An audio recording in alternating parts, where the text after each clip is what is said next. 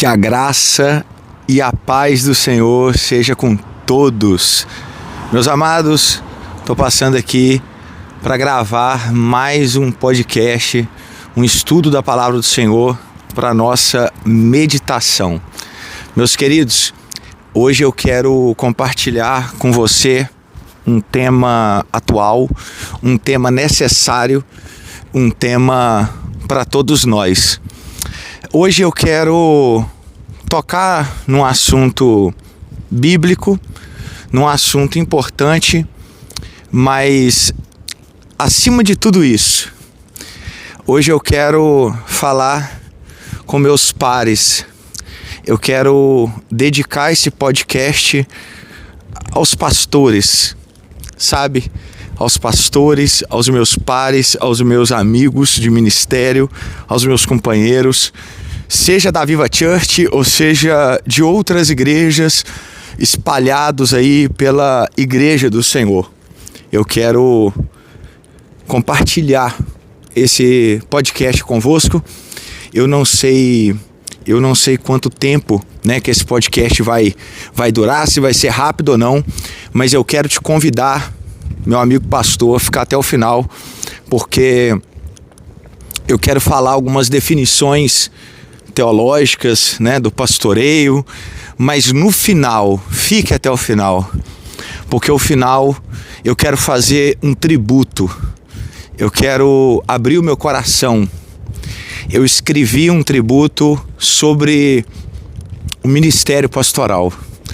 E eu quero muito, meu amigo pastor, que você fique até o final para escutar esse tributo. Amém? Olha, Deus seja louvado. Eu quero começar aqui esse podcast que eu intitulei sobre Ao Anjo da Igreja, Eu quero primeiro falar sobre algumas visões, alguns extremos que são errados. Por exemplo, nos dias de hoje, nós temos alguns extremos sobre o pastoreio, certo? E extremos, irmãos, a gente tem que fugir de extremo. Geralmente, os extremos estão errados. Geralmente, quase todos os casos de extremos estão errados. Então a gente tem que fugir deles. Então eu quero falar do primeiro extremo, e eu vou tratar de dois extremos aqui, que são totalmente errados de acordo com a Bíblia no pastoreio, certo?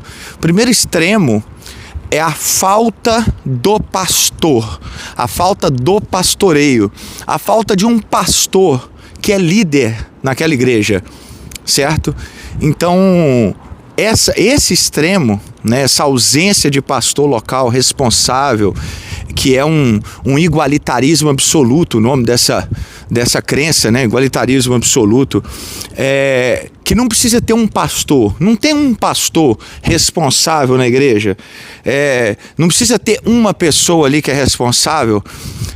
Tem a crença, esse igualitarismo absoluto é uma crença teológica que todo mundo é pastor de todo mundo, certo? Não tem uma pessoa, um pastor que é responsável daquela igreja, daquele local, que vai responder por aquelas pessoas.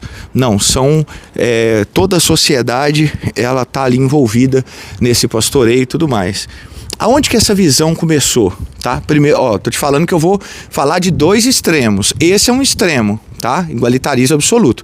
Depois eu vou para outra ponta da corda. Então, fica ligado. Onde que nasceu essa crença? É uma vertente de uma igreja orgânica, House Church. Isso em 1970 que começou a ser difundido. 1970 até os dias de hoje, certo? Com Frank Viola, com George Barna, Jenny Edwards, Wolfgang Simpson. Eles creem, e eles começaram a difundir numa vida eclesial descentralizada, sem um pastor responsável, sem ter uma pessoa que é o líder, o pastor, aquela pessoa que responde por aquele povo, por aquele rebanho, mas não, todo mundo é pastor de todo mundo. Então eles davam uma ênfase numa participação ampla, rejeitavam estruturas formais. E Eles são herdeiros aí, restauracionistas, né? Irmãos abertos, pluralidade de presbíteros, rejeição dessa prática. Eles acreditavam nessa pluralidade de presbíteros, de pastores, uma rejeição da prática de ter um pastor que, né, responde, é responsável, é líder daquela igreja. Não, eles acreditavam ao contrário, numa participação múltipla, né? Às vezes até eles recusavam o ministério assalariado porque era uma participação múltipla e tudo mais. Então eles falavam contra essa instituição, né? Essa maneira institucional da igreja de ter um pastor que responde ou que coordena, que é um líder, né? Um pastor sobre presbíteros, um pastor sobre evangelistas, um pastor que é sobre pastores, inclusive. Então, contra essa questão da instituição, certo? Então, eles batiam sempre contra isso. Começou isso aí de 1970 para cá, essa visão do igualitarismo, que a pessoa que está, não, todo mundo é todo mundo está aqui, nós vamos fazer juntos. E eles têm alguns textos bíblicos que eles usam para defender essa visão igualitária, né? Vamos ver os textos bíblicos? 1 Pedro 2,9, com certeza você conhece esse texto, que é: vós sois geração eleita, sacerdócio real, nação santa, povo adquirido, para que anuncieis as virtudes daquele que vos chamou das trevas para a sua maravilhosa luz. Ou seja, eles então advogam que todos são sacerdotes, ou seja, ninguém pastoreia sobre ninguém. Todo mundo é sacerdote, todo mundo é chamado para isso mesmo. Então não tem um pastor e tudo mais e tal, não. Todo mundo é sacerdote, então vai todo mundo dirigir a igreja, tudo em grupo, em sociedade, certo? Segundo texto que eles usam, 1 Coríntios 14, 26. Que fareis, pois, irmãos, quando vos ajuntais? Cada um de vós tem salmo, tem doutrina, tem revelação, tem língua, tem interpretação. Faça-se tudo para edificação. Então, eles advogam, com base nesse texto de Paulo, que as reuniões são totalmente horizontais. Não tem liderança docente reconhecida, né? Então não tem líder, não tem uma pessoa ali que dirige o culto, alguém que vai pregar naquele culto. Não, é tudo assim.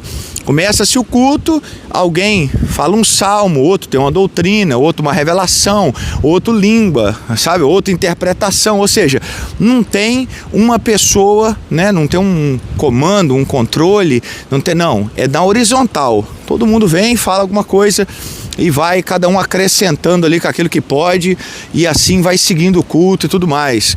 Outro texto que o igualitarismo absoluto usa é Efésios 5:21, sujeitando-vos uns aos outros no temor de Cristo, ou seja, uma submissão mútua, como negação de qualquer simetria de autoridade. Então, ou seja, sujeitando uns aos outros, na visão do igualitarismo absoluto, é a falta de um pastor na igreja. Não, a questão é, né, todo mundo sujeita um ao outro. Então não tem um pastor que detém uma resposta final, que detém uma opinião final, pelo contrário, né? Cada um sujeita-se um ao outro, cada um fala, cada um prega, cada um pastoreia, cada um. Então não tem essa pessoa na Bíblia, né? Essa pessoa chamada, né, para ser essa autoridade eclesiástica na igreja acima de outros.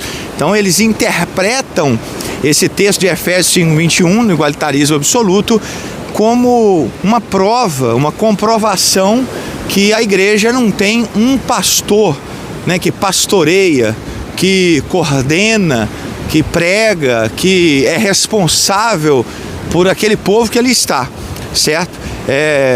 Eles usam esse texto. Ok, outro texto, vamos lá.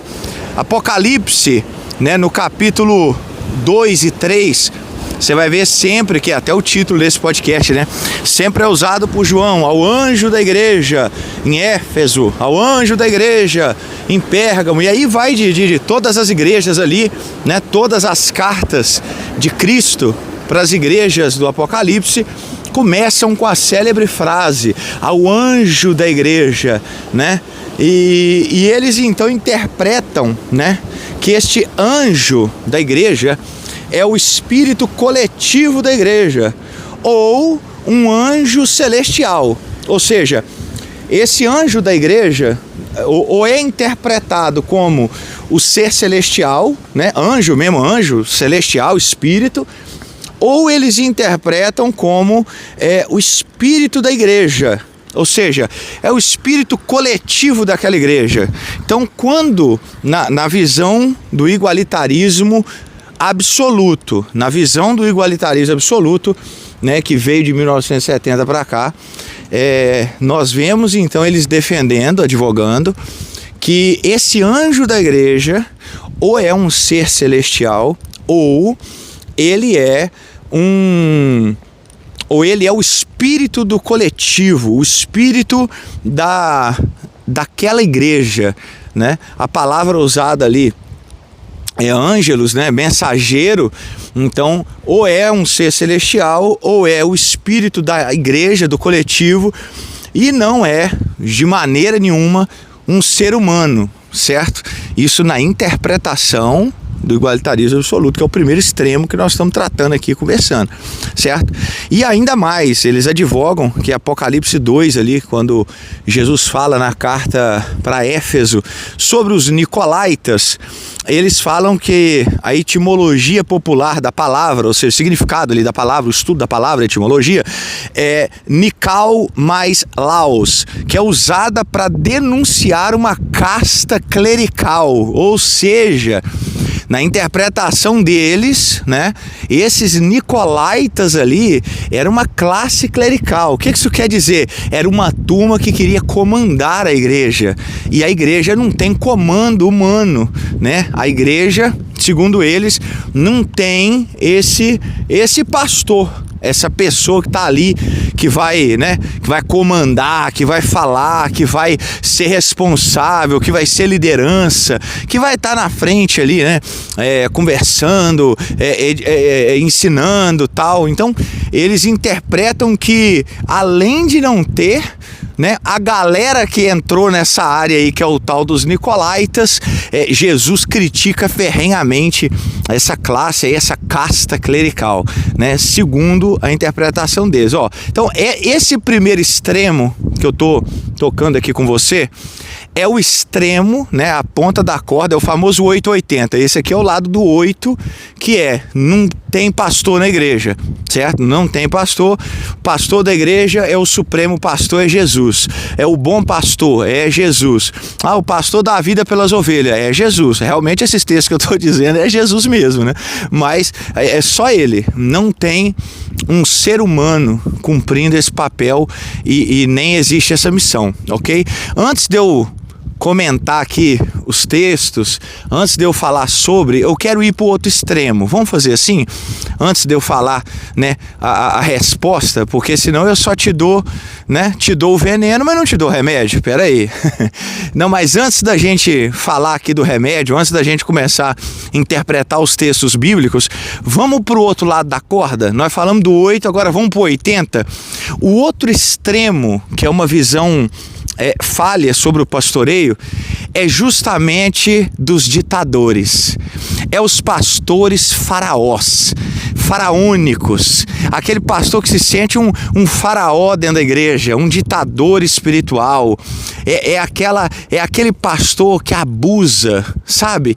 É aquele pastor que vai para o outro limite. Se de um lado nós temos aqui a negação do pastoreio, do outro lado nós temos uma pessoa ou pessoas que se acham donos da igreja, né? Tem um pastor que chega a usar a frase: é minha igreja, é meu povo, se apropriou emocionalmente, patrimonialmente da igreja. Ele toma decisões sem colegiado, manipulação financeira, o culto tem a sua personalidade, é do seu jeito, da sua maneira. aquela galera que usa aqueles linguajar, sabe? Aquelas coisas de cobertura, hierarquia de unção, cobertura espiritual, eu sou o pai, eu sou seu pai, não sei o que espiritual, e aquela coisa toda, sabe? São líderes que se sentem semideuses. Tá vendo que é o outro lado da corda? Tá vendo que é o outro extremo da coisa? Se sentem semideuses, se sentem Jesus encarnado na igreja. Aí eles vivem controlando pessoas, manipulando, exigindo obediência irrestrita, sabe? Aquele tipo de pastor que ele quer uma obediência cega, e nós não estamos falando de preceito da Bíblia aqui não, viu? Eu estou falando de gente que pede obediência cega em coisa que não está na Bíblia. Não tem versículo, não tem texto, não tem, simplesmente não tem. E o cara pega e fala, mano, e vai ser assim, e vai fazer assado. Você tá entendendo? Então é aquele tipo de pastor, ao outro lado da corda, que é aquele clima, sabe, de medo dentro da igreja. A pessoa não tem respeito, chega a ter medo da pessoa. É aquela pessoa que sai alguém da igreja, fala assim, eu vou sair da igreja. A pessoa amaldiçoa. Eu já vi pessoas assim, pastor que amaldiçoa. Me dá a benção. Dá benção? Você tá amaldiçoado, eu te amaldiçoo, eu que não sou. Rapaz, mas é o quê? A pessoa se sente dono daquela pessoa. O suposto pastor, né, se sente dono daquela alma, e a alma não é dele. Então é aquele tipo de pastor arrogante, prepotente, egoísta, ambicioso, cala as pessoas, cala os obreiros, tira pessoas e descarta pessoas, né? E se a pessoa não faz ali o que ele quer, ele bate o martelo na mesa. É o típico caso, é o que eu estou falando, é o outro lado da corda. É o típico caso que eu fujo, né?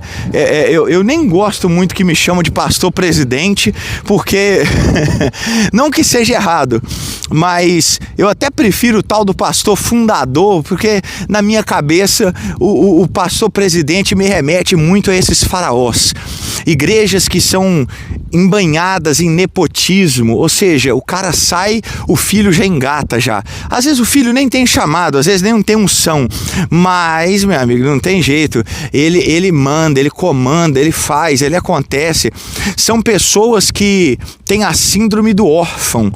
O que é a síndrome do órfão, pastor? Insegurança, líderes inseguros. Sabe o que é o líder inseguro? O líder inseguro, ou a síndrome do órfão, é aquele líder que toda hora quer se provar.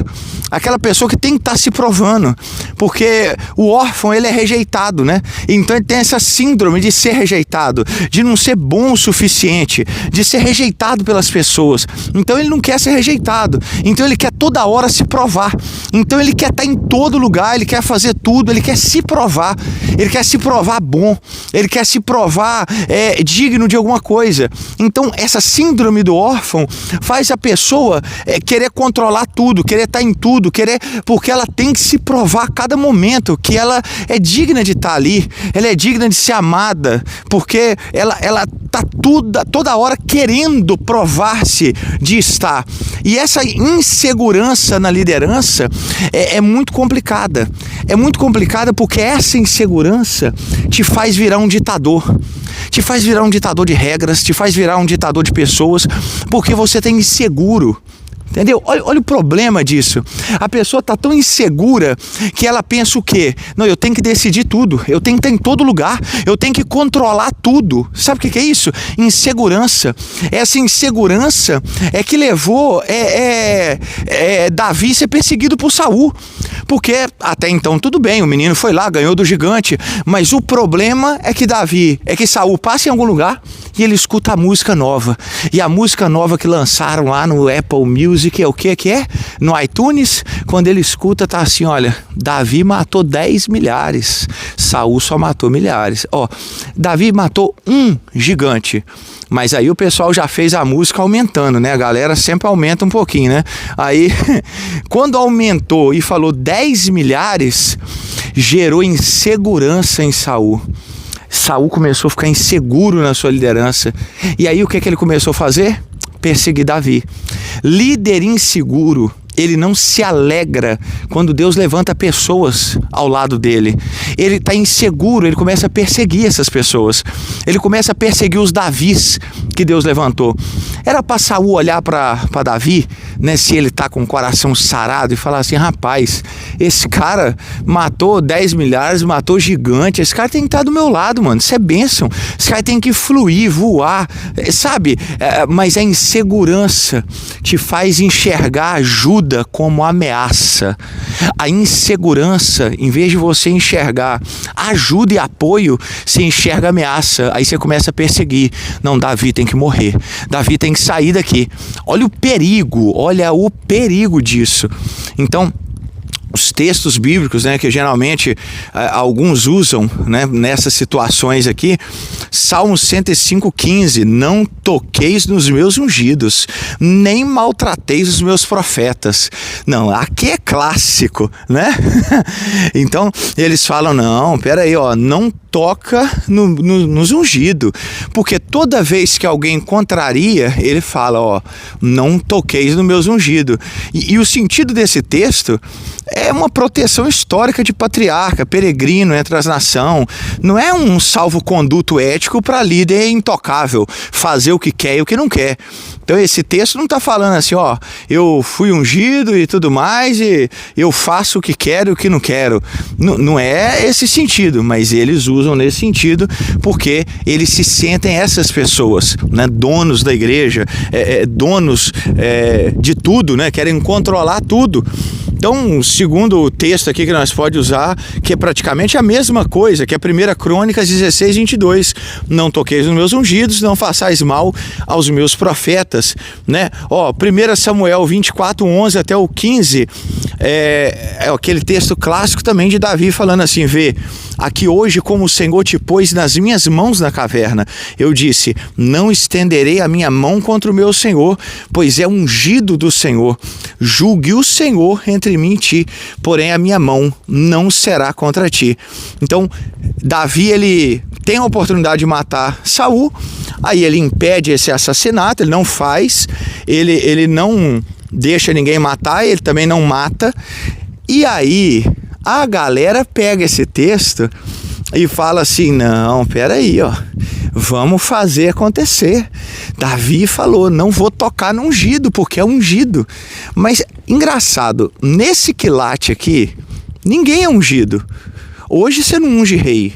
Hoje você não unge sacerdote. Você não unge. Entende? Esse quesito aqui de unção não tem mais. Mas a pessoa usa esse texto fora do seu pano de fundo histórico, fora disso tudo, para querer dar base para o extremismo, né? O ditador dentro da igreja, sempre que ele vai fazer uma coisa errada, ele já saca esse texto de é o combo, não toqueis nos meus ungidos, e já joga a história de Davi logo em seguida de bônus para falar, opa, tá vendo aqui? Não faz, não pode tocar, Davi não tocou, não toca também não. E quer usar isso como uma carta branca de vou fazer o que eu quero e ninguém pode falar nada, e ninguém pode me questionar. Então essa daqui é uma complicação, é o outro extremo, né, pastor, irmão, amigo, você que está ouvindo, esse é o outro extremo. Então, de um lado, nós temos o igualitarismo absoluto, que fala, não tem pastores, anjo da igreja, ou é um ser celestial, ou é o espírito coletivo da própria igreja,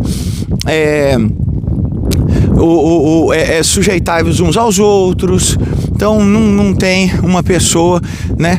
Paulo escrevendo ao Coríntios falou assim, não, cada um fala o que quiser, ou seja, não tem ninguém para dirigir culto, nem nada disso. E no outro extremo da corda nós temos os ditadores, os faraós, aqueles líderes, né? Que ficam naquelas estruturas eclesiais, né, convenções, pastores presidente, convenção das tantas, aí o cara manda, desmanda, faz chover, sabe, quase os papas da igreja, aquele negócio, extremo gera extremo, né?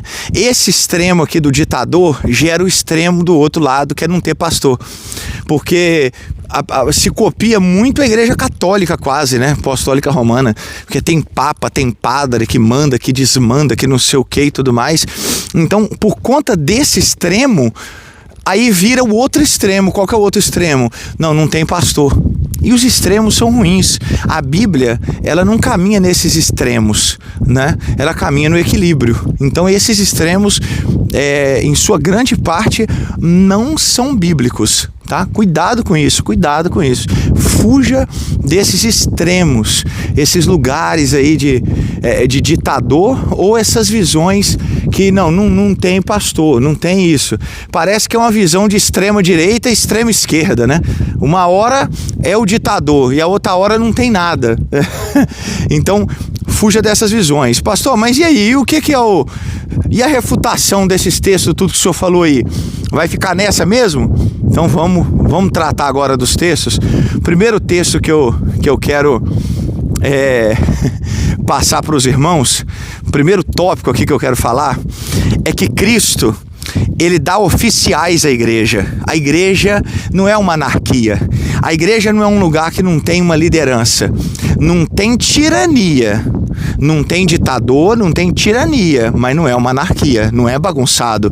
Efésios capítulo 4, versículo 11 e 12, a Bíblia diz assim: e ele mesmo concedeu uns para apóstolos, outros para profetas, outros para evangelistas e outros para pastores e mestres, com vistas ao aperfeiçoamento dos santos, para o desempenho do seu serviço, para a edificação do corpo de Cristo. Ele dá essas pessoas, ele dá uns, aqui é dom ministerial, né? Ele dá uns para apóstolos, outro para profeta, outro para evangelista, outro para pastores e outro para mestres. Ele dá essas pessoas. Então não é toda a igreja. Tem pessoas exclusivas, que vão ajudar no aperfeiçoamento dos santos, Então tem esses aqui que estão ajudando no aperfeiçoamento dos santos, fazendo tudo para a edificação da igreja, e tem os santos, tem a igreja que é edificada através de Deus, através dessas pessoas, certo? Atos capítulo 20, versículo 17. De Mileto mandou a Éfeso chamar os presbíteros da igreja. Peraí, Atos 20, 17. Então tinha presbítero lá na igreja. Então tinha o presbítero praticamente tudo a mesma coisa que o pastor, né? Praticamente. Então o presbítero lá da igreja, o pastor da igreja estava lá. Então ele mandou chamar os presbíteros da igreja de Éfeso. Então não era todo mundo membro, então não era todo mundo diácono, então não era todo mundo obreiro, então não era todo mundo, sujeitáveis uns aos outros aí, todo mundo aí, é festa. Não, tinha presbíteros da igreja. E mandou chamar quem? Mandou chamar só eles. Atos capítulo 20 também, no versículo 28. Paulo falando, olhai, pois por vós e por todo o rebanho sobre o qual o Espírito Santo vos constituiu bispos, para apresentardes a igreja de Deus, a qual ele resgatou com o seu próprio sangue. Peraí que eu vou ler de novo, isso aqui é importante. Olhai por vós e por todo o rebanho sobre o qual o Espírito Santo vos constituiu bispos. Peraí, para quê? Para apresentardes a igreja de Deus. Então tem alguém responsável, tem alguém que está olhando, tem que olhar por ele, mas tem que olhar por rebanho. Tem alguém responsável, tem alguém tomando conta, tem alguém ensinando, tem alguém coordenando, sempre abaixo do cabeça que é Cristo, sempre abaixo do sumo pastor, mas tem alguém. E olha para você ver, esse alguém, que são os pastores, esse alguém tem que ser qualificado. E não é todo mundo, não é todo mundo. Não é, vós sois sacerdócio santo e vamos interpretar isso aí errado, e agora, irmãos, o que é tudo não é nada. O que é tudo não é nada. Não, todo mundo aqui é líder, então não tem líder. Então, todo mundo aqui é uns aos outros. Que maravilha. Uma visão parece meio hippie, né? O que é de tudo não é de ninguém. Então, olha o perigo disso. Mas Paulo vai falar a Tito, que são as cartas pastorais, né?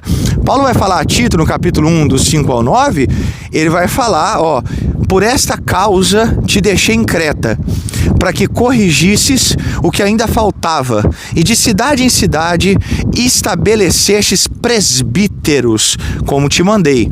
Alguém que seja, ele vai falar das qualidades agora que essa pessoa tem que ter.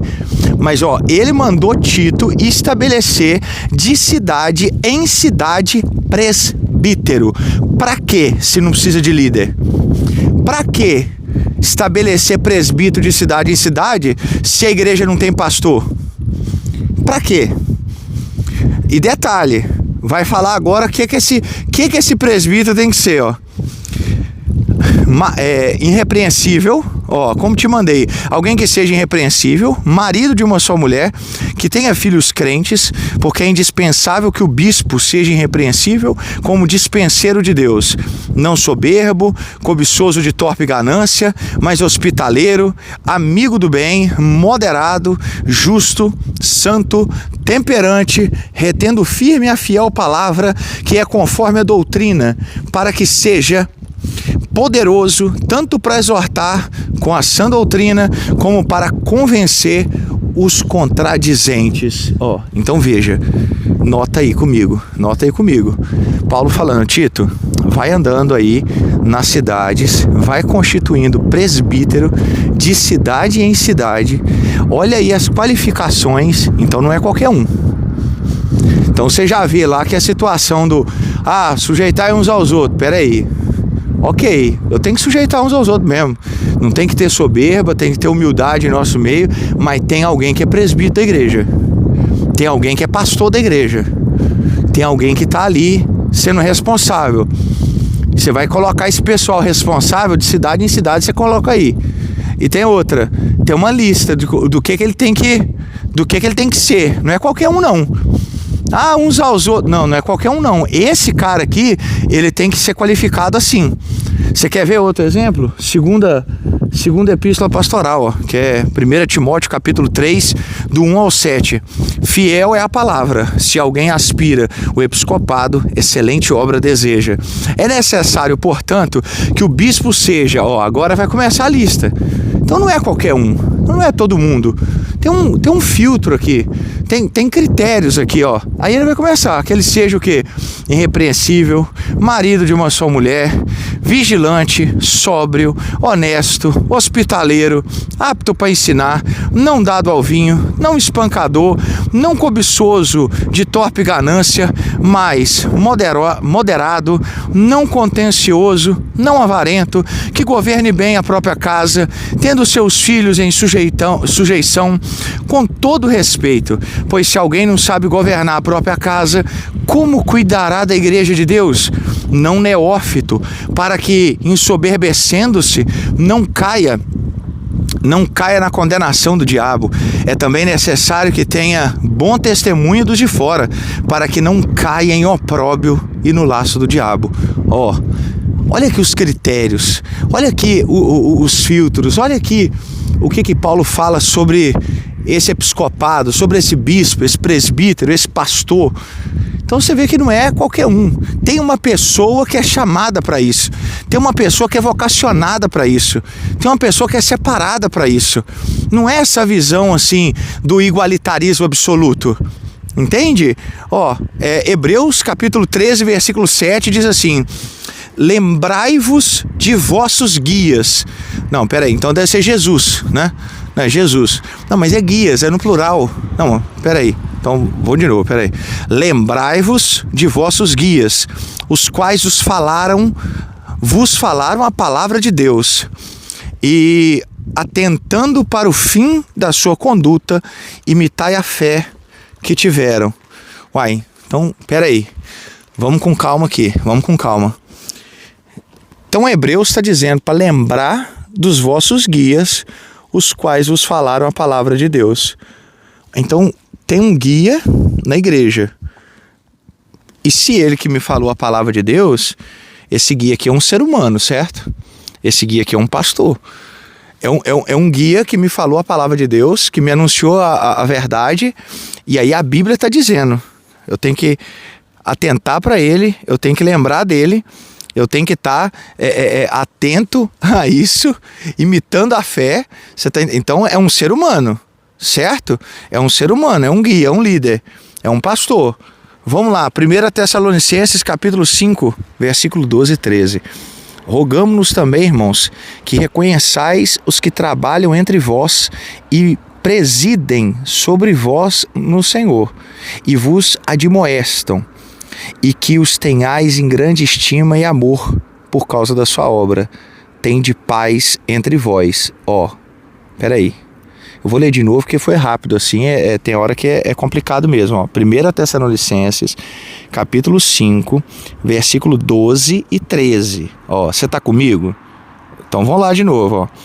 Rogamo-vos também, irmãos, que reconheçais os que trabalham entre vós e presidem sobre vós no Senhor e vos admoestam. Então tem alguém que preside.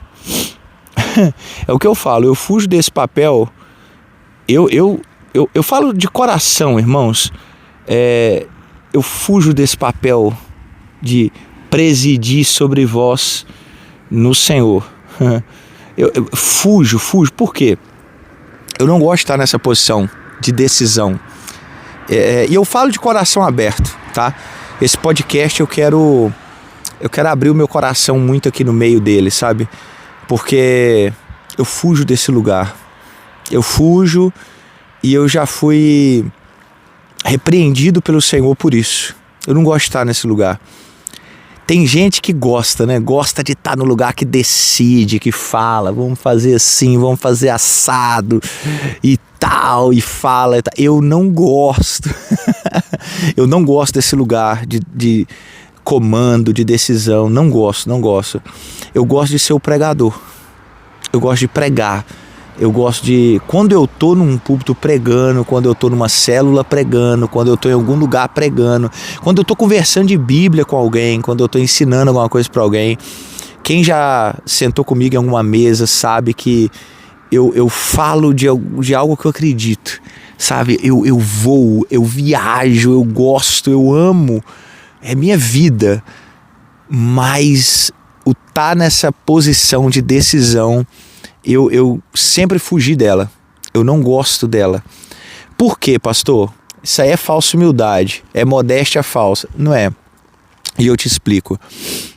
Esse lugar de decisão, de presidir, é um lugar tão ruim, mas tão ruim, que não existe nenhuma decisão sua que vai agradar 100%. Olha que lugar horroroso de se estar. Não existe nenhuma decisão que eu vou tomar como pastor principal da igreja que eu vou agradar todo mundo. Vai pintar a sala. Pinta de preto ou de branco? Aí quem que tem que decidir? Eu. Uma parte vai ficar feliz da vida, outra parte vai criticar a cor porque não escolheu a cor deles. Sabe o que é essa posição? Pai e mãe. É a mesma posição. Eu tenho 2 filhas, Débora e Elisa. Aí vamos dizer, hoje nós vamos jantar, né? O que vocês querem comer? Uma vira e fala assim, lasanha. A outra vira e fala arroz e feijão e carne. Aí eu viro e falo assim, então, hoje eu vou comer lasanha. Uma vai ficar feliz, a outra vai ficar triste. Se eu falo, não, arroz, feijão e carne, uma vai ficar feliz, a outra vai ficar triste. Se eu falo assim, não, nenhuma das duas, nós vamos comer então McDonald's.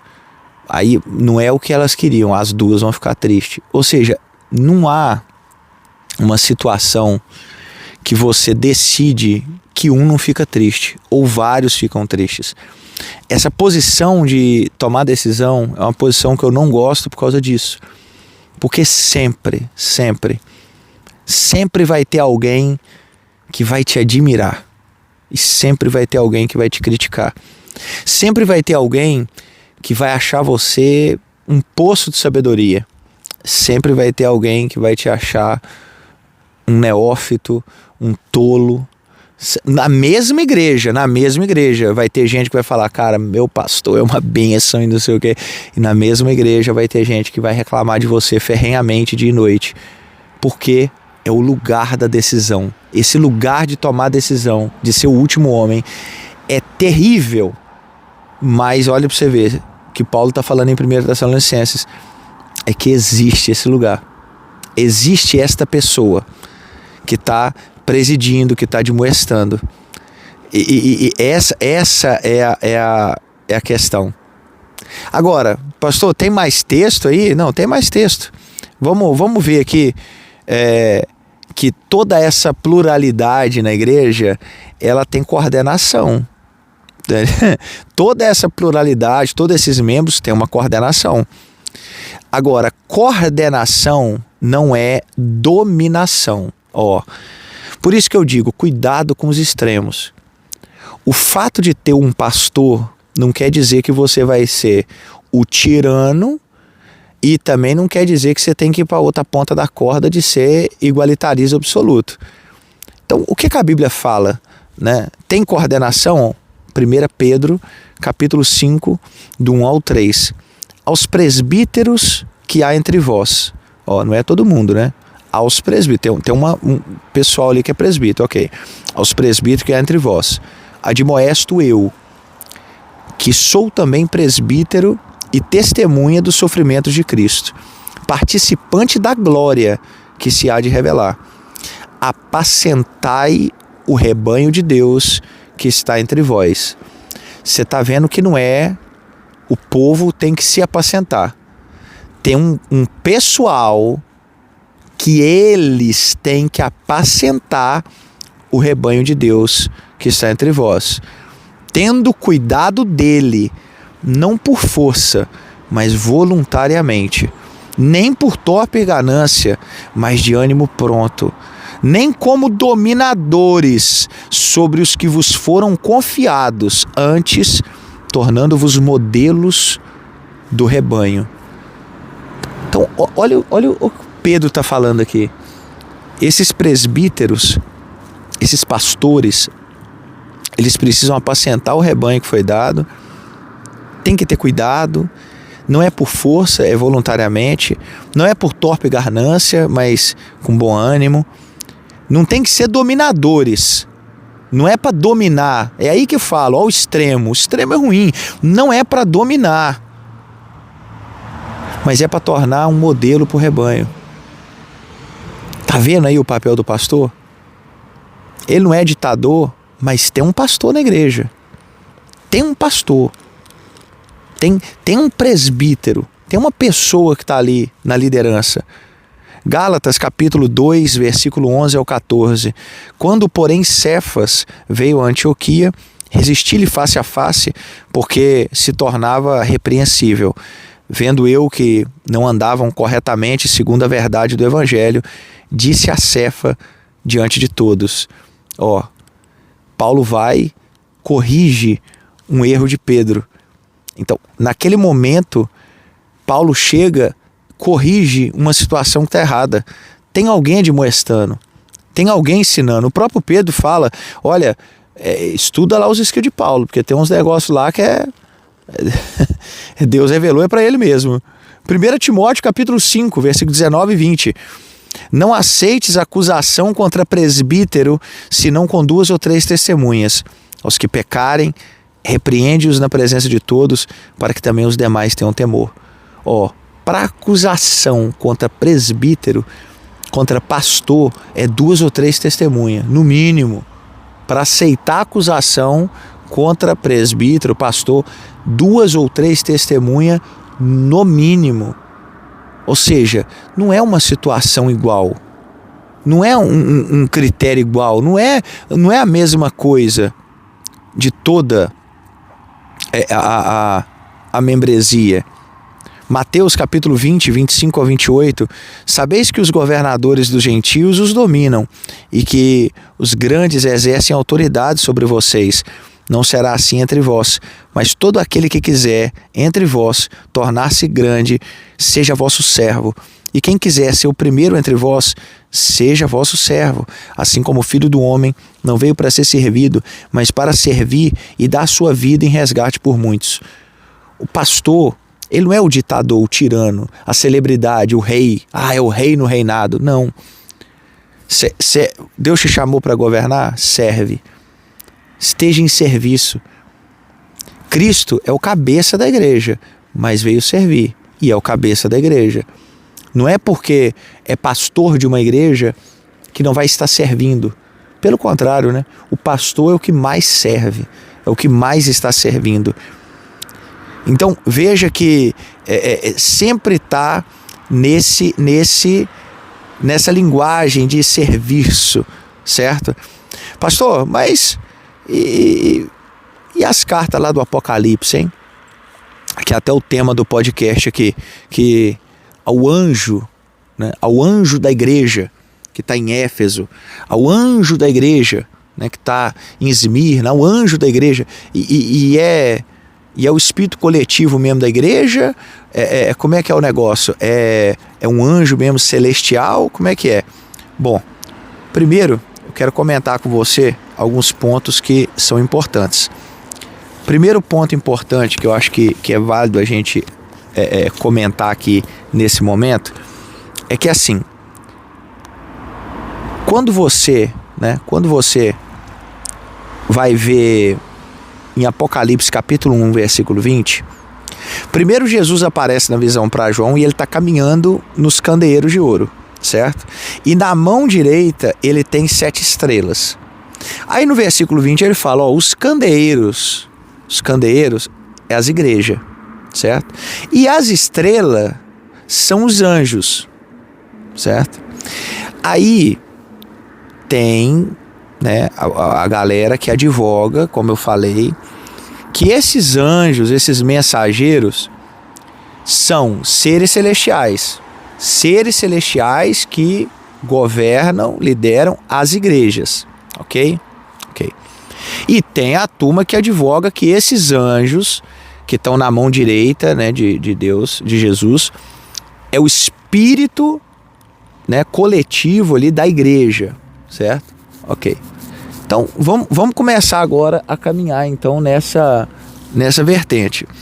Primeiro, não há sentido algum dele estar caminhando no candeeiro que é a igreja e ter na mão direita a igreja. Qual o sentido dessa interpretação? Ele está caminhando no meio da igreja. E o que está na mão? É a igreja. O quê? Não tem lógica essa interpretação. Se a igreja é o que ele está caminhando no meio, o que ele tem na mão é outra coisa. Certo? Primeiro ponto. Segundo ponto. Você vai ver comentaristas, eu tenho algumas bíblias de estudo aqui em casa, né? E eu separei aqui alguns comentários de algumas bíblias, certo? Alguns comentários de algumas bíblias. A bíblia de estudo do John MacArthur, ele comenta, a palavra anjo significa mensageiro. Embora em todo o Apocalipse o anjo seja lá o ser espiritual e tem esse significado em todo o decorrer do livro, aqui em Apocalipse 1:20 não pode se referir a anjos, porque anjo nunca foi líder de igreja. Anjo nunca foi líder de igreja. Esses mensageiros são 7 presbíteros / 7 pastores principais que representavam cada uma das igrejas. Então, segundo o comentário da Bíblia de Estudo de John MacArthur, no restante do livro, os anjos que aparecem são, sim, seres espirituais, ok? Mas aqui em Apocalipse 1:20 e nas 7 cartas que começa assim, ao anjo da igreja. Como é que o anjo é o espírito coletivo da igreja? Se ele fala o anjo da igreja, 2 coisas diferentes. Não. Aí eles falam, não, é o espírito coletivo. Não é 2 coisas diferentes. Não, mas é o anjo espiritual. Nunca um anjo, ser celestial, liderou a igreja. Anjo não lidera a igreja. Anjo não lidera a igreja. Quem lidera a igreja Quem lidera a igreja é pastores, é presbíteros, é bispos.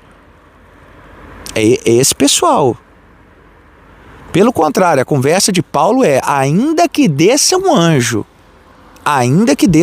com um evangelho diferente desse aqui, vocês consideram maldito. Anjo não proclama o evangelho, é ser humano. Anjo não coordena igreja, é ser humano. Pessoas que Deus chamou para o ministério. Pessoas que Deus separou para o ministério. Não tem condição de falar assim, não. Realmente isso daqui é um ser espiritual que coordena igreja. Anjo não foi chamado para coordenar a igreja. E detalhe, né? Se é anjo, ser celestial, que estava coordenando aquelas 7 igrejas, ele estava coordenando mal para Dedéu, né? Porque tirando Filadélfia, o restante, todo mundo entrou no sacode. Esmirna não tem pecado apontado, mas Jesus falou assim: vocês ainda tem que sofrer 10 dias aí, né? Ainda tem um negocinho aí. Agora Filadélfia é de boa. Então, os demais anjos, né? Ser espiritual, ou seja, ser espiritual errando, ser espiritual não coordenando a igreja do jeito que tem que coordenar, então, e Jesus mandando a carta para seres espirituais. Cara, que loucura, eu tô falando isso aqui, mas isso é uma loucura, né? Jesus falando para João escrever uma carta para seres espirituais. Isso é loucura, né? Mas, amém. Tem gente que interpreta dessa maneira. Então, eu tô com John MacArthur. Isso aqui, esse anjo da igreja é o responsável da igreja, é o pastor da igreja. Isso aqui não é um membro, não é um diácono, não é uma pessoa aleatória. É o anjo da igreja. Se você vê em Apocalipse 1:20, você vai ver que está no plural. Anjos.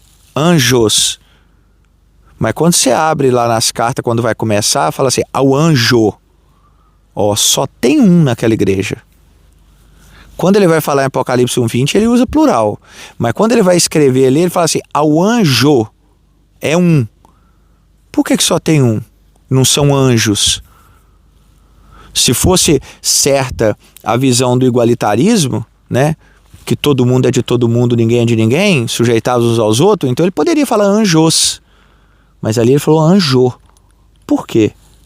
Vou continuar, hein? A Bíblia da Reforma que eu tenho aqui em casa, os comentários dela é de Martinho Lutero. Então a Bíblia da Reforma, os comentários de Martinho Lutero fala assim: olha, o termo aqui provavelmente descreve o pastor da congregação. Então, segundo a Bíblia da Reforma, Martinho Lutero, aqui a referência de anjo é o pastor daquela congregação. A Bíblia de Estudo Dake fala assim: olha, aqui se refere aos pastores das 7 igrejas. A Bíblia de Estudo LTT, que é a literal do texto tradicional, ela fala assim, o comentário: os capítulos 2 e 3 foram endereçados a 7 homens, mensageiros de Deus, pastoreando as 7 assembleias locais específicas. Comentário da LTT, literal do texto tradicional. A Bíblia de Estudo Russell Shedd, grande teólogo, fala assim: olha, normalmente na Bíblia é mensageiro celestial. Aqui talvez seja o pastor da igreja. Então, normalmente, quando aparece a palavra anjo, é ser celestial, mas aqui é o pastor da igreja. A Bíblia de Estudo da Herança Reformada, é a última que eu vou falar, hein? A Bíblia de Estudo da Herança Reformada fala assim: olha, anjos, literalmente, significando mensageiros. Aqui são mestres humanos, em igrejas, não seres celestiais. Cristo é o Senhor sobre os pregadores, pois eles estão na sua mão direita. Em Apocalipse 1:20, nós temos anjos, mestres e pastores espalhados pelo mundo.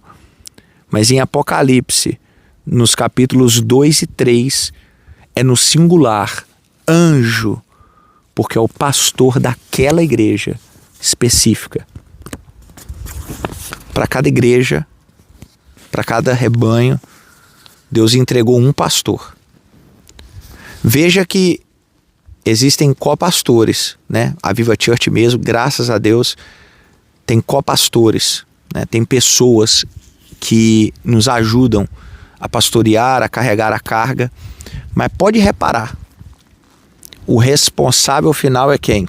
Eu fiz uma coisa certa, cai na minha conta. Eu fiz errado, cai na minha conta. Deu um problema, é na minha conta. Teve uma dificuldade, é na minha conta. Não vai no copastor, vai em mim. O copastor, ele pode dar ideia, ele ajuda, ele tá ali do lado. Mas o final do negócio cai em mim. Porque é o responsável. Se a igreja ser conduzida de maneira errada, pode ter certeza de uma coisa, irmão. Deus vai atrás de mim. Como é que não tem um anjo? Como é que não tem uma pessoa? Se fazer alguma coisa errada, meu irmão, se a igreja for conduzida pro buraco, os copastores da Viva Church podem ficar tranquilo. Deus vai atrás de mim. Ele vai atrás de mim e fala assim, aí, cara. Então, a igreja tem um anjo, tem um pastor, tem um responsável. Então, esse é o relato aqui, é o comentário que eu tenho a fazer do anjo, né, da igreja, o anjo do Senhor que está na igreja de Éfeso, de Esmirna e tudo mais. Esse é o comentário. Então, comento então essa parte e vou falar um pouquinho da história também. Vou te dar um pouquinho aqui de tradição bíblica, um pouquinho de paz da igreja.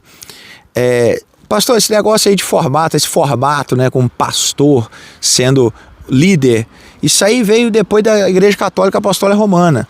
Porque essa galera lá do House Church, que eu falei de 1970 e tal, eles advogam muito isso, que esse esquema de ter um pastor na igreja, isso veio de Roma, da Igreja Católica, de ter padre, papa e pererê, balalá. Bom, Inácio de Antioquia, pastor, quem que é esse cara, Inácio de Antioquia? Não, vou te falar o ano que ele viveu. 107 quando ele escreveu isso aqui, é do ano 107 ao 110. 107 ao 110. Você sabe que o Apocalipse foi escrito ali no ano 90 depois de Cristo, 92, por ali afora, certo?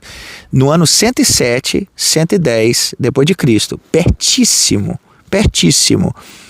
Inácio diz assim, ó, aos esmirnenses, ponto 8, ele diz assim, abre aspas, siga todos ao bispo,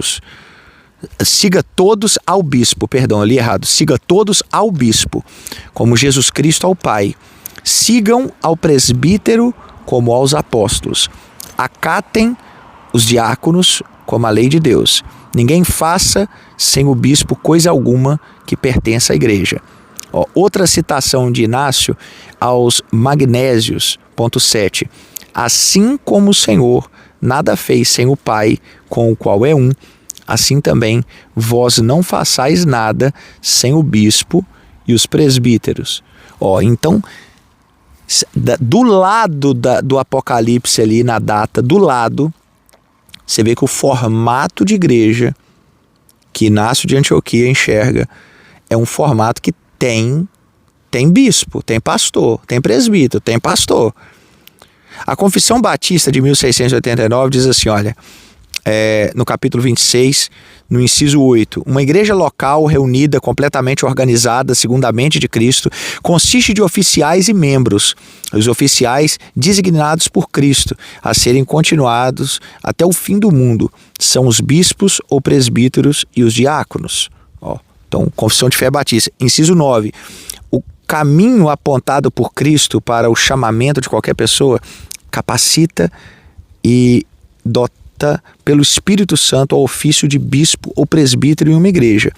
É que seja escolhida para isso pelo sufrágio comum da própria igreja, solenemente separada com jejum e oração, com a imposição de mãos do presbítero, e quando a qualquer pessoa designada para o ofício de diácono deverá ser igualmente escolhida pela igreja e devidamente separada, seguindo as mesmas práticas.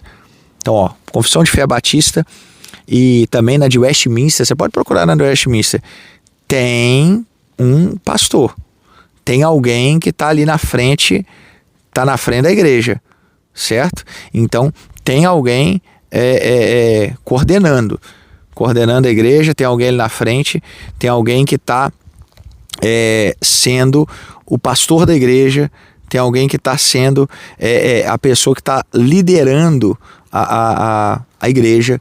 Tem pessoas boas que são chamados por Deus para serem não os ditadores, não as pessoas que vão seguir erroneamente. Pelo contrário, são pessoas boas que o Senhor constituiu. Você quer ver um exemplo antes de eu passar para frente? Porque agora eu vou falar do pastoreio bíblico.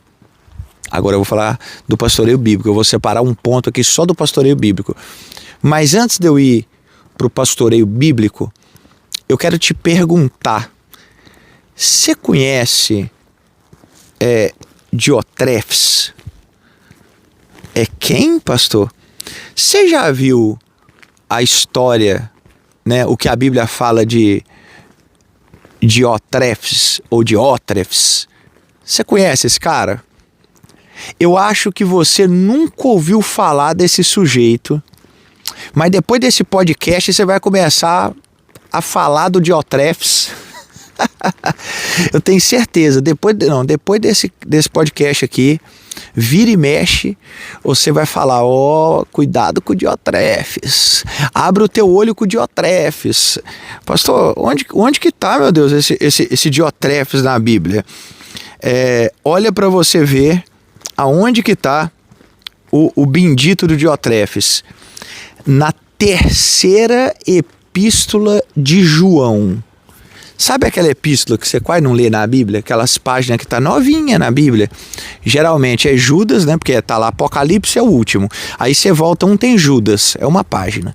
Aí você volta, tem 3ª João, 2ª João, 1ª João, né? O 1ª João, nós vai mais, né? 5 capítulozinho, coisa linda. 1ª João, nós tá sempre ali lendo um versículo ou outro. Essa 3ª João aqui, a gente quase não pega, né? Quase não pega para ler, não pega para falar, quase não pega. Vamos ver o que fala 3ª João, capítulo 5. Daqui um bocadinho vai entrar Diotrefes aqui na conversa. 3ª João, capítulo 5, diz assim, Amado, você é fiel quando cuida dos irmãos que passam por aí, embora não os conheça. Eles falaram à igreja daqui a respeito de sua amizade afetuosa.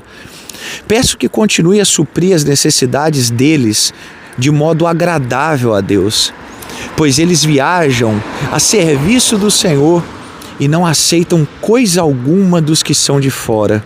Assim, nós mesmos devemos sustentá-los, a fim de nos tornarmos seus cooperadores quando eles ensinam a verdade. Escrevi à igreja sobre isso, mas Diotrefes, o infeliz aqui, escrevi à igreja sobre isso, mas Diotrefes, que gosta de ser o mais importante, se recusa a receber-nos.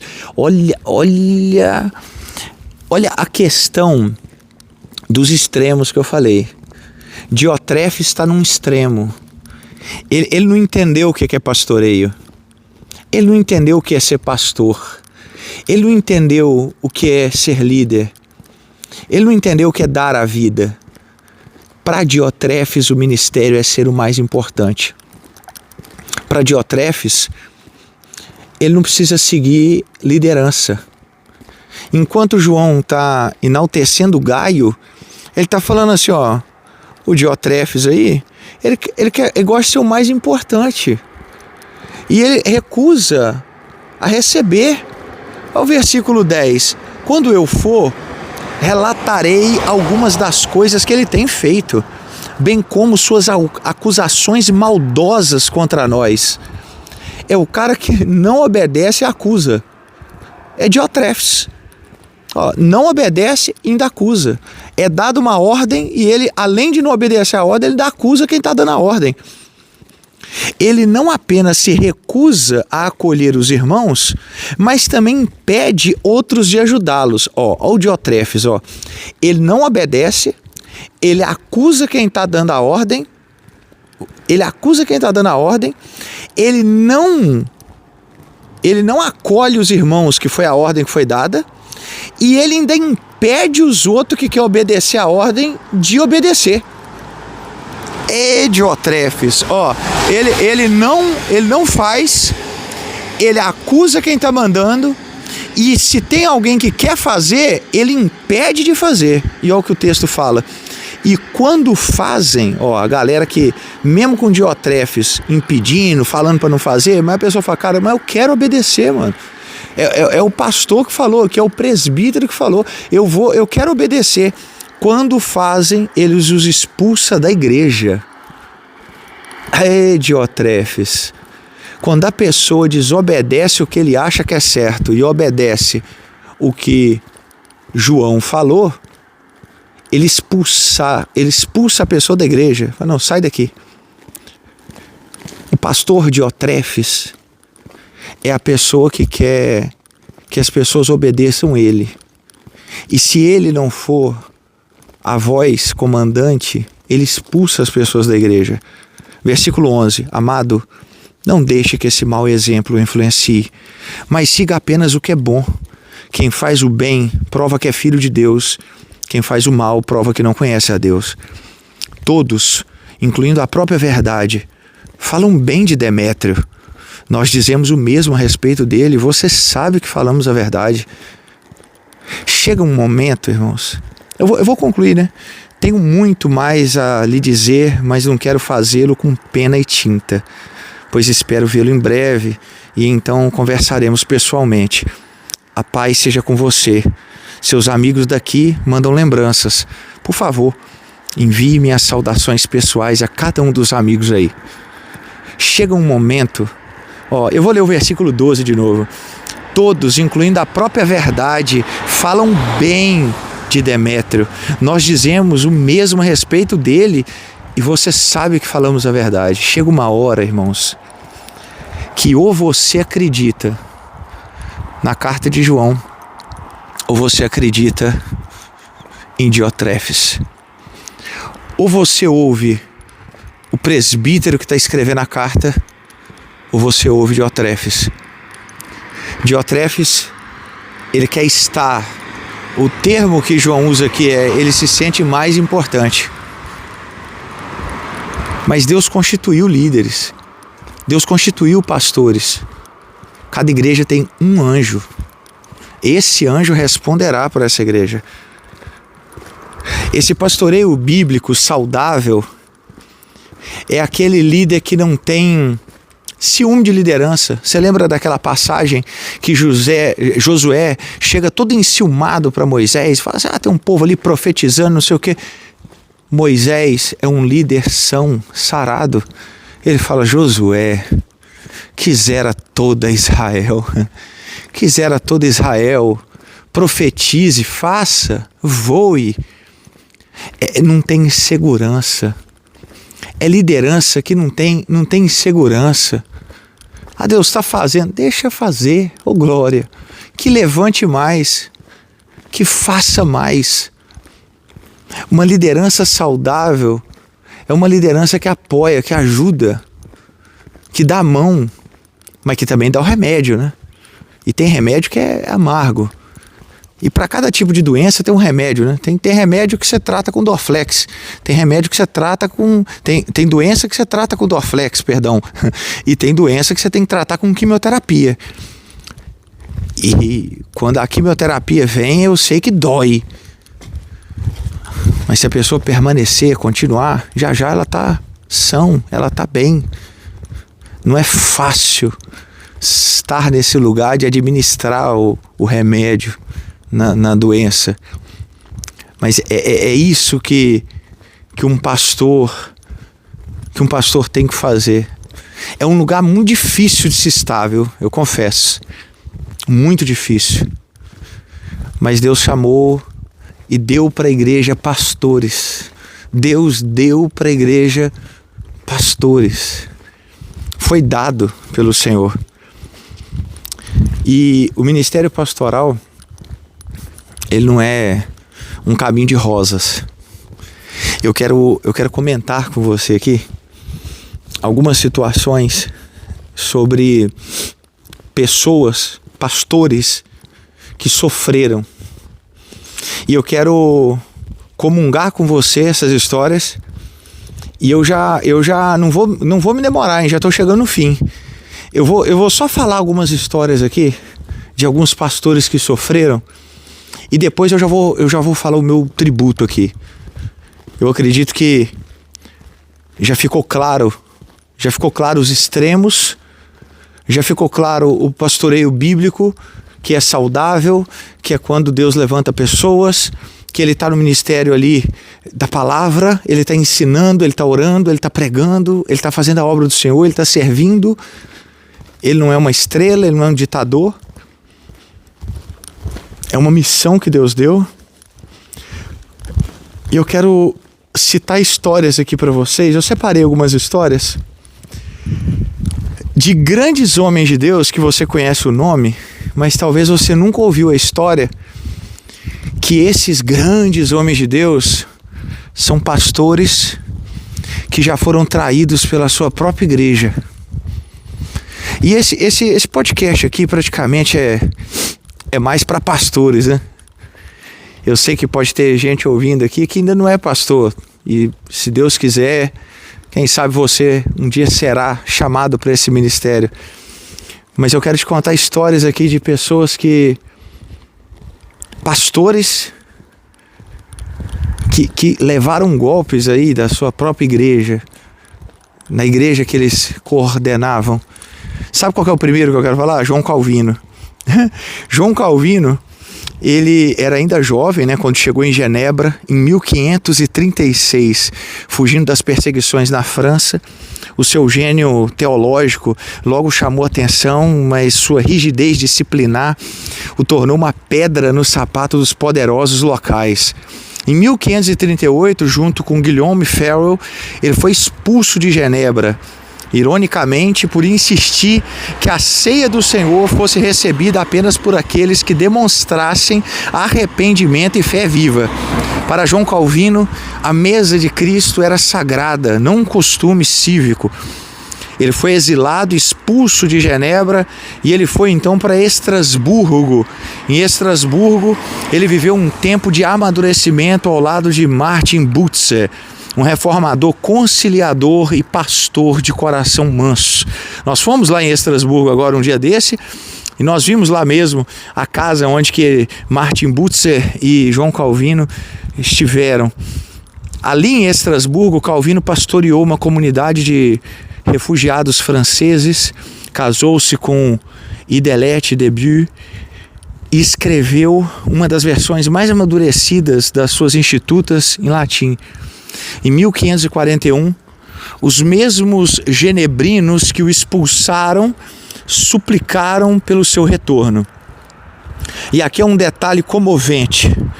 Ao voltar, Calvino subiu novamente ao púlpito e retomou a sua pregação exatamente no versículo onde havia parado 3 anos antes. Era o modo de Calvino dizer: não eu, mas a palavra continua. Essa cena se tornou símbolo da palavra contínua, se tornou símbolo da reforma, a primazia da escritura sobre o ego e as circunstâncias. Ele morreria em 1564. João Calvino morreu pobre, exausto, mas fiel, pedindo que seu túmulo permanecesse anônimo, para que ninguém venerasse o homem, mas apenas o Deus que ele pregava. Calvino pregava expositivamente livros inteiros da Bíblia, versículo a versículo. Ele parou num versículo e foi expulso, foi exilado para Estrasburgo. 3 anos depois, quando voltou, ele continua no versículo que ele tinha parado 3 anos atrás. Sabia disso, pastor? Pois é. Quer ver uma outra aí? Jonathan Edwards. Quem não lembra de Jonathan Edwards, né? Nos Estados Unidos coloniais, Edwards foi o cérebro e o coração do primeiro grande despertamento em 1730 e 1740. Pregador daquele sermão famoso, Pecadores na mão de um Deus irado. Ele inflamou a Nova Inglaterra com temor e amor a Deus. Mas a glória pública tem um custo. O tanto que Deus usa você é o tanto que situações vão vir para te melhorar, para te quebrar, para te levar a crescer. A queda de Jonathan Edwards veio de um princípio moral e teológico. Ele também falava que apenas crentes genuínos deviam participar da ceia. E isso colidia com a tradição local da ceia aberta, herdada do seu avô Solomon Stuttgart. Em 1750, após 3 meses de tensão, a igreja votou por sua demissão. Irmão, peraí, pastor, você que está ouvindo o podcast, peraí. Isso aqui é Jonathan Edwards, hein? O homem do sermão lá, pecadores na mão de um Deus irado. Jonathan Edwards. Ele pregava e o pessoal falava que estava sentindo a chama do inferno. E não sei. Esse cara, esse cara, famoso, Jonathan Edwards. A igreja dele, a igreja que ele pastoreava, fez uma votação para demitir ele. Pastor Elias, mas deve ter ficado ali pau a pau, né? 230 votos para demitir contra 23 para ele ficar. 230 para demitir, 23 para ele ficar. No dia 1º de julho de 1750, Edwards pregou o seu sermão de despedida. Ele não atacou ninguém. Falou de paz, santidade, falou que se veriam no tribunal de Cristo. E ele pediu que amassem seus próximos pastores e guardassem a comunhão. Depois partiu para Stoutbride, onde pastoreou nativos e índios e escreveu obras densas e literaturas. Ele morreu em 1758 em Princeton, vítima de uma vacina mal administrada. Serviu longe dos aplausos, mas sempre perto da verdade. Isso é ser pastor. Você quer outro exemplo? Vamos outro exemplo de pastores. João Crisóstomo, ano 349 a 407 depois de Cristo. 349 a 407, olha o tempo. Ele era chamado Crisóstomos, boca de ouro. João era bispo de Constantinopla, pregador brilhante, impetuoso, enfrentou os abusos no clero, na corte imperial. Suas pregações atingiam a imperatriz Eudóxia. Foi disposto e exilado diversas vezes, mas ele continuou encorajando os fiéis. Morreu em 407 dizendo: glória a Deus por todas as coisas. Eles vão perseguir o pregador por causa da mensagem. Você quer ver outro perseguido? Atanásio de Alexandria, ano 296 até 373. Olha aí, 296, 373. O cristianismo enfrentava o arianismo naquela época, que negava a plena divindade de Cristo. Atanásio ergueu-se e disse: o Filho é da mesma substância do Pai. Ele pagou com 5 exílios, 5 vezes. Atanásio foi exilado. O seu lema, Atanásios contra o mundo, resume a fidelidade que preservou a ortodoxia cristã. Ele foi exilado várias vezes, mas ele continuou defendendo que Jesus é da mesma substância, é Deus, é Filho de Deus.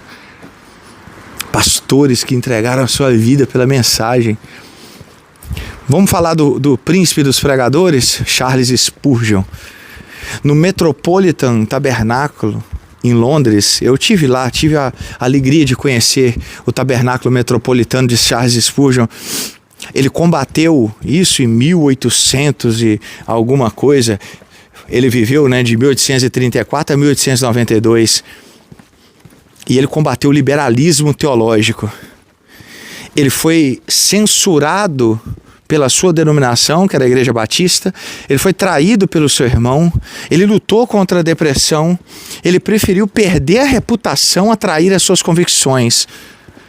Spurgeon falava assim: a verdade é como um leão, solte e deixe que ela se defenderá. Spurgeon foi traído pelo seu irmão, Spurgeon combateu o liberalismo, e ao invés dos grandes líderes combaterem o liberalismo, eles preferiram expulsar Spurgeon da Convenção Batista. Ele foi expulso, ele foi ridicularizado, lutou contra a depressão, ele tinha gota, a gota piorou nessa época, que foi logo depois que ele morre, mas ele continuou anunciando a verdade, mesmo quando a denominação expulsou ele. Charles Simeon, no ano de 1759 a 1836, essa daqui é maravilhosa, teve os bancos trancados. Ele foi nomeado em Canterbury em 1782, mas enfrentou uma resistência da igreja brutal. Os paroquianos, ou os membros da igreja, né, trancavam os bancos para esvaziar a igreja. Antigamente, as famílias, né, mais ricas, eles tinham o banco na igreja. O banco era nosso, ele comprava o banco e aquele banco ali era da família X ou Y, né? Então, naquela época, como tinha esse costume de comprar os bancos, ou seja, esse banco aqui é meu. Então, eles não gostavam de Charles Simeon, não gostaram que colocaram ele como pastor daquele lugar. Então, eles trancavam os bancos para ninguém sentar. Ou seja, a igreja então ficava vazia, porque ninguém podia sentar, porque não tinha banco, estava tudo trancado. Simeon pregou por anos a corredores, pregou por anos para a igreja vazia, para bancos vazios, mas com o tempo, os bancos ninguém podia sentar, mas os corredores começou a ficar gente em pé, nas janelas, para ouvir a pregação. Ele venceu com mansidão, com perseverança. Ele morreu amado pela mesma igreja que trancou os bancos para ninguém ouvir ele. É isso que é ser pastor. É não revidar, é não devolver a afronta, é não bater de frente, mas acreditar que o Senhor está vendo todas as coisas. Vamos falar de um outro muito conhecido, John Bunyan, 1628 e 1688. Ele foi preso em 1660 por pregar o evangelho sem licença. Ele recusou-se a prometer que se calaria. Ele falou: não, você tem que se calar porque você não tem licença para pregar. Ele falou: não, eu vou continuar pregando. Ele ficou 12 anos preso, sustentando a família com cadastros e pregando aos detentos. Fazia cadastro para sustentar a família. E pregando aos detentos, pregando aos encarcerados. Foi lá que ele escreveu o livro Peregrino, que depois da Bíblia é o livro mais lido no mundo. Ao ser libertado, ele voltou a pregar. Morreu conciliando conflitos, pregando o evangelho. John Wesley, 1703, 1791, pregou santidade prática, arrependimento, novo nascimento. Foi barrado em muitos púlpitos. Os púlpitos das igrejas, os anglicanos, barraram ele. Ele respondeu pregando por ar livre. Ah, não posso pregar nas igrejas? Todo mundo fechou as igrejas, os templos, aqui você não prega mais. Ele pregava uma vez, pregava contra pecado, pregava sobre arrependimento. Ele falou: aqui não volta mais. Fecharam os púlpitos, fecharam as igrejas, ninguém deixava de Wesley pregar. Ele foi para o ar livre. As multidões iam atrás dele, multidão de trabalhadores, de pobres, para ouvir a palavra do Senhor, e eram avivados, cheios do Espírito. John Wesley pregou até os 87 anos, deixou uma herança de avivamento e disciplina espiritual. O que falar de George Whitefield, que era colega dos Wesleys, uma ênfase mais calvinista, né? Pregava ao ar livre, porque as igrejas também fecharam as portas para ele. Multidões, dezenas de milhares ouviram sua voz. Whitefield cruzou o Atlântico 13 vezes. Morreu após pregar doente. Ele estava doente, quase morrendo. Mas tinha uma multidão do lado de fora da casa, esperando para ouvir uma palavra. Ele acendeu uma vela e disse assim: que seja o último lampejo e que, como essa vela vai se consumir, deixe que a minha alma se consuma pregando o evangelho. Ali ele pregou na escadaria de uma hospedaria, onde aquela chama se apagou. O Whitefield também morreu. Homens que o mundo não era digno deles. O que falar de John Knox, 1514, 1572, discípulo de João Calvino, levou a reforma para a Escócia, foi escravo nas galés francesas, ficava remando naqueles navios de escravo, moldou a igreja presbiteriana escocesa. No leito da morte pediu que lesse em João 17 e descansou com Cristo. Foi perseguido, pregou o evangelho para rainhas, Maria Sanguinária e outras Marias, foi expulso, foi exilado em Genebra, voltou, pregava. Ele que falou aquela frase: eu e Deus somos maioria. Ele que falou aquela frase: eu não tremo contra o diabo, mas toda vez que eu vou pregar, toda vez que eu subo num púlpito para pregar, eu tremo com o temor de Deus. Ah, que homens, que pastores. John Newton, 1725-1807, era ex-traficante de escravos, tornou-se pastor anglicano, sofreu desprezo, mas pastoreou com humildade e mentoreou Wilberforce. Quase cego no fim da sua vida, ele continuava a pregar e ele dizia: eu sou um grande pecador, Cristo é um grande Salvador. Eu já fui cego, mas hoje eu vejo. Pastor, quem foi John Newton? É o cara que escreveu aquele hino, aquele tal de Amazing Grace. Amazing Grace nasceu de um coração perdoado, redimido. Homens que estão além do seu tempo.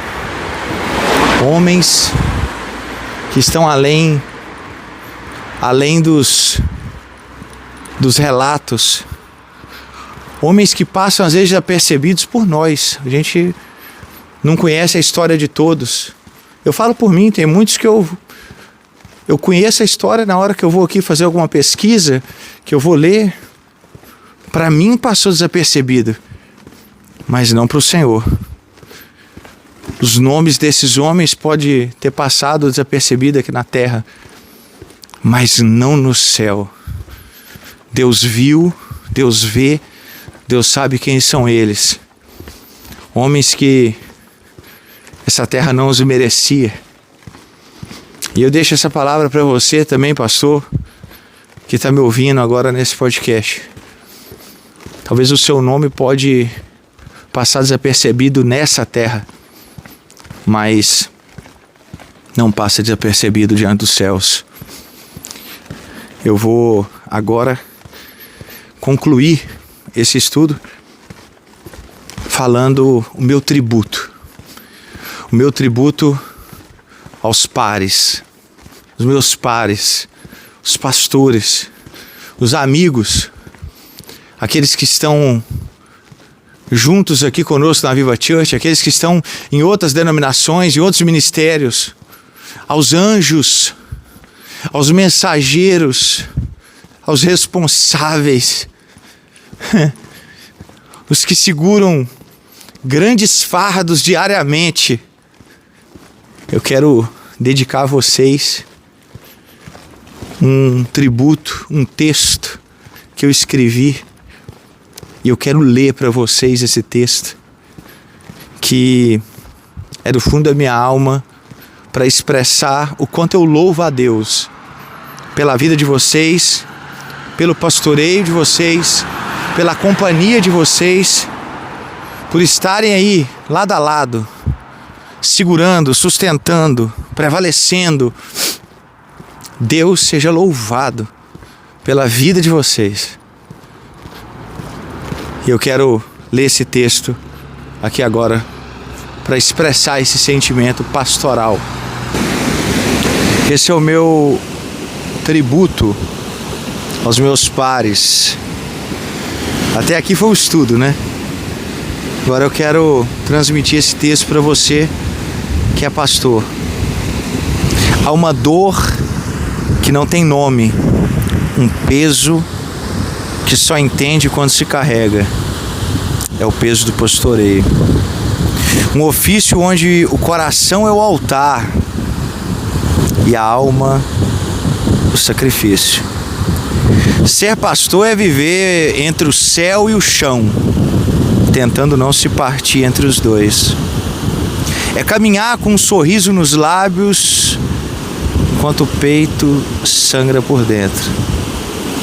E quem ainda não é pastor, aguça os seus ouvidos para você entender o que é. É consolar famílias em luto, enquanto o próprio coração clama por consolo. É apresentar crianças, celebrar casamentos, aconselhar casais que não se separem, enterrar amigos e continuar amando, mesmo quando ninguém fica para te agradecer. É ver pessoas que você ajudou a levantar um dia se virarem contra você e ainda assim continuar a orar por elas toda noite. Ser pastor é ter que amar gente que te fere, é perdoar antes que te peçam perdão. Na maioria das vezes esse pedido nem chega. É carregar a culpa de erros que não cometeu e o silêncio de acertos que ninguém nota, que ninguém saberá. Afinal, quando você acerta, pastor, você não fez mais que a sua obrigação, mas quando você erra, pedradas vão voar de todas as direções. E quando um liderado seu tropeça, também é culpa sua. Ser pastor é viver sob o olhar de todos e a compreensão de poucos. É estar rodeado de gente e ainda assim profundamente solitário. Porque o pastor não pode ter amigos como antes. Não pode mostrar fraquezas, não pode chorar alto, e quando chora, é escondido entre o travesseiro e Deus. Por isso o pastor precisa de outros pastores, precisa de um psicólogo, precisa de um abrigo, onde ele possa ser gente, antes de ser pastor. Porque um pastor cansado ainda ora pelos outros, mesmo quando ninguém ora por ele. O pastor é como um desarmador de bombas espirituais. Cada decisão pode salvar ou ferir muitos. A pressão é constante, o medo de falhar é real, mas o chamado é maior que o medo. E o desafio é esse: não deixar de amar enquanto desarma a dor dos outros. É não deixar que a bomba dos outros e a pressão explodam dentro da sua própria alma, pastor. É não endurecer o coração, mesmo quando o coração dói. Enfrentamos não apenas o peso das ovelhas, mas o ferro da traição dentro da própria igreja, às vezes. É ver alguém que você batizou, que um dia te chamou de meu pastor, ir embora sem se despedir. É ver uma família que você defendeu em oração sair dizendo que Deus mandou mudar de lugar. Para o pastor, cada ovelha tem rosto, história, lágrimas, mas para muitos o pastor se torna apenas um nome que se troca, como quem muda de loja, de cidade, de voz. E ele fica ali. Ele fica ali tentando entender onde foi que deixou de ser casa para virar passagem. O que foi que fez para merecer a troca, o abandono, e se culpando pela perda daquela pessoa. Ele fica ali vendo a cadeira vazia de quem prometeu um dia caminhar junto até o fim. É assistir o rebanho mudar de rumo e sentir que parte do coração foi com ele. É continuar pregando para não desabafar. É sorrir para não assustar as ovelhas que ficaram. É sentir que deu tudo de si, mas que no fim foi esquecido.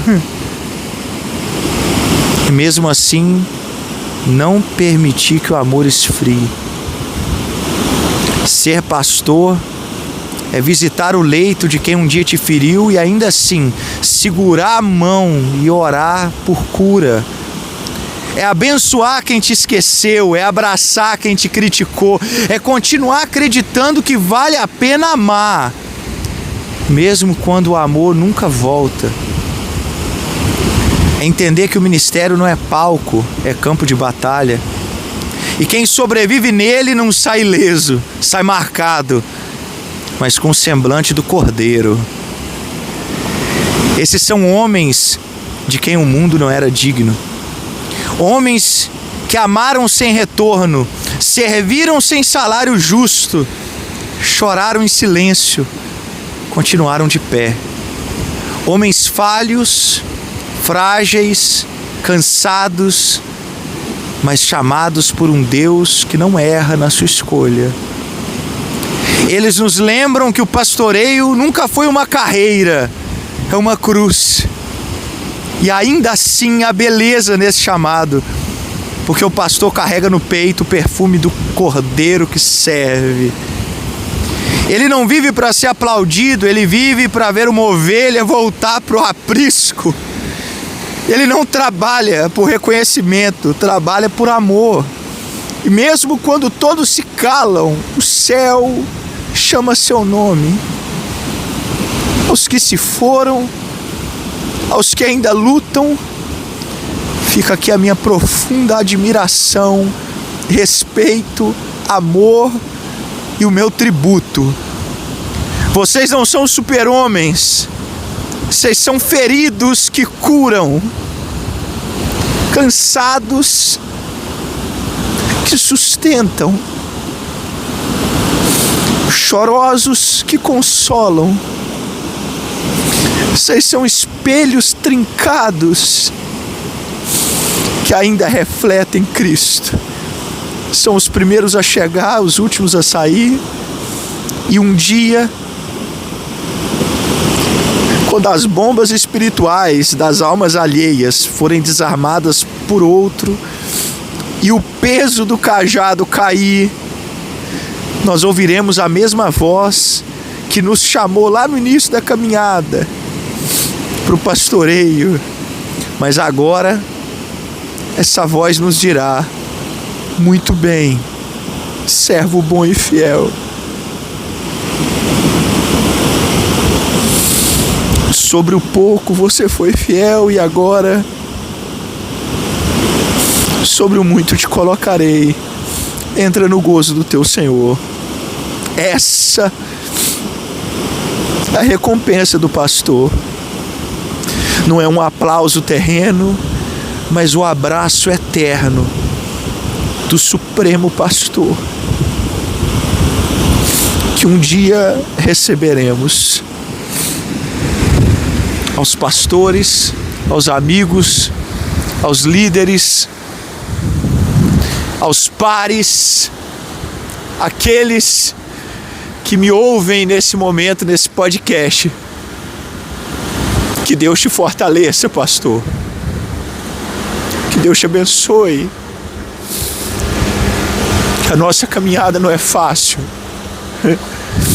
São noites mal dormidas, são decisões mal compreendidas. Todo momento o seu caráter é questionado, as suas razões são duvidadas. A todo momento haverá pessoas a seu favor e pessoas contra você. Pastores que carregam o fardo do pastoreio, ao anjo da igreja. Fica aqui o meu reconhecimento e meu agradecimento aos pares aos amigos de ministério, obrigado. Obrigado pelas orações, pela ajuda, pelo incentivo, pelo apoio. Se eu posso expressar nesse texto o quanto eu valorizo o ministério pastoral, eu expresso na simplicidade dessas palavras nesse final de podcast, para glorificar a Deus pela vida dos senhores.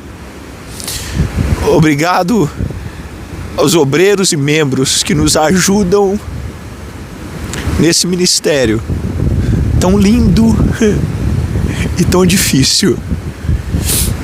Que Deus abençoe a todos e que Deus continue nos sustentando para pastorear o rebanho de Deus.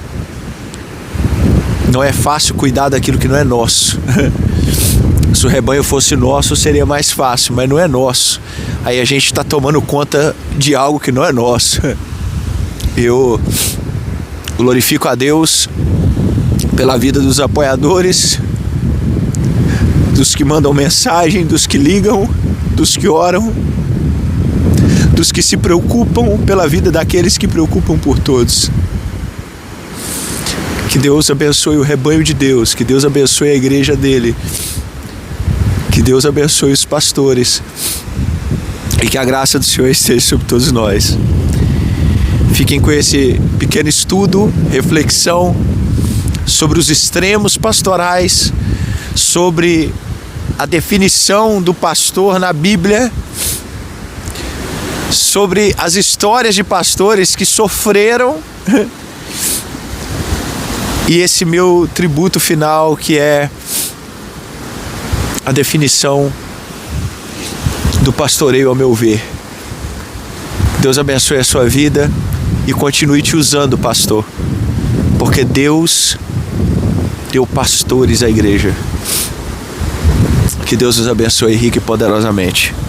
Mande para algum pastor amigo seu esse podcast, que seja renovado em nome de Jesus.